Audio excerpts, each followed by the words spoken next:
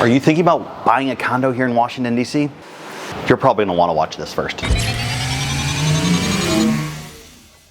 Hi, welcome back to another Coffee with Coleman, where we love to discuss Washington, D.C., business, real estate, all that good stuff. My name is John Coleman. I'm a real estate agent here in Washington, D.C. with the Jason Martin Group. The condo market is picking itself up pretty quickly right now, and there's a lot of people talking about getting a condo, especially in downtown. I want to talk a little bit with you about what you need to be thinking about if you're buying a condo. While they can be very similar between buying a condo and a house, there are some nuances that a purchaser should know, whether it's the first time they're ever buying a place or they bought like 3. The first thing I want to talk about is buying a new building versus buying an old building. Old buildings, you gotta love them. They got all the character and charm, and there's a lot to love about that character and charm. But some of those old buildings don't come with things like central AC, washer and dryer, and since they're older, their condo fees go up. Now, there are some newer buildings higher condo fees too, but it's those older ones that have had time and they've got more maintenance things coming up that over time, those have pushed up. The newer buildings, they tend to have more amenities in the unit, like the washer and dryer, modern appliances, and usually when you're buying something new construction or newer construction, everything is at the front end of its useful life, and that's good to know. It's nice to know that you're not going to need to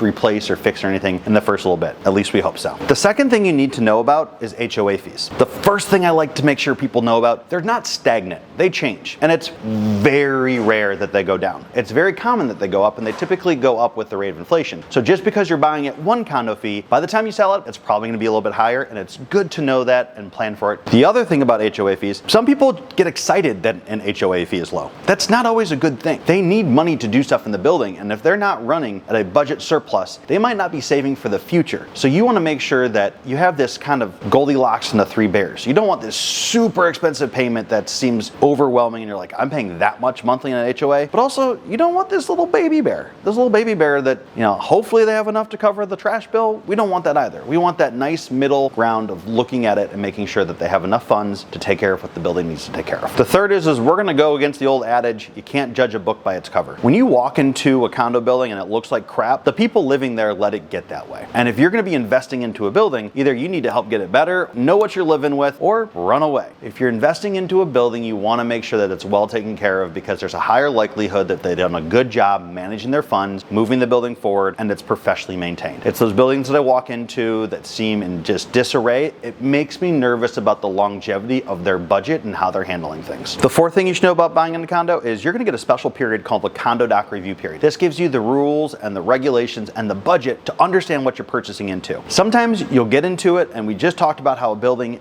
doesn't have enough funds. Well, if you're looking at their financials and they got like $13 in the account and it looks like they need a brand new roof, guess where that's coming from? The people in the association are going to pool their funds together and get it moving. And I recently saw one where they had a $250,000 roof need to be replaced, and that came from everyone in the building, and that was not ideal. And you know that I love my dog Lola. I feature her everywhere and anywhere I can. If I was reading those rules and they're like, no dogs, or they said my dog was too fat or too big and I couldn't bring her, I'm not buying in that building. I'm not interested. And the other thing that people need to know about is the rental rules. Because if you live there now, you might one day want to rent it out. So do they have a rental cap? Is there restrictions to it? You need to understand that if you want to eventually become a landlord with this unit, what kind of hoops do you need to jump through in order to do that? The fifth thing is building construction. Some of those old buildings, cement floors, you can't hear anything through it. It seems like you're in this very quiet zone. Some of these newer buildings, honestly, they're all wood structures, and the wood doesn't absorb the sound as much as cement does, so there's a little bit more room. If you get the opportunity, especially when you're buying new construction, to have someone walk on the unit above you when you're in the unit so you can understand what the sound sounds like, that's a really good idea. Not always possible, but if you can, it would be great. And along with that, don't be afraid to look up the developer to see what other buildings they've done in the past, to see if they have some not no nice things to say about it. Along with that, I will just highlight that I did make a video about buying new construction condos specifically, and I encourage you to watch it before you buy one, because it might save you some headaches if you're wondering what's going on. The sixth thing is some people think that you can just skip inspections on condos. I'm not in that boat. I know some real estate agents are like, it's a condo. What does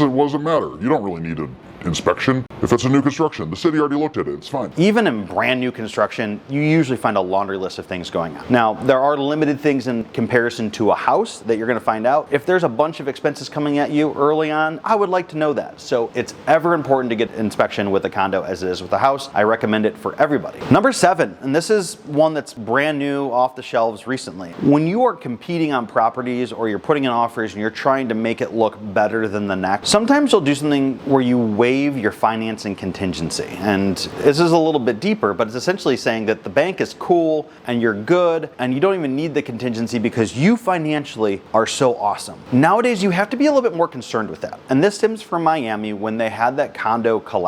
There are new regulations coming down right now that say that if there's anything wrong with the building or if there's something that they've had deferred maintenance, a lender could reject the building for financing. And it has nothing to do with you, it has everything to do with the building. But if you don't have that protection in the contract, it could impact you. So make sure that you're working with an agent that knows how to navigate the terrains of that to put you in the best position possible. Well, there you have it. We're all condoed out at this point. If you have more questions about condos, I'll go ahead and put a link in the description of a bunch of condos available in DC if you want to get searching now, or if you have more questions about things that I said or didn't say, I'm happy to jump on the phone. All of my contact information is below. Thanks again for stopping by another Coffee with Coleman. Peace.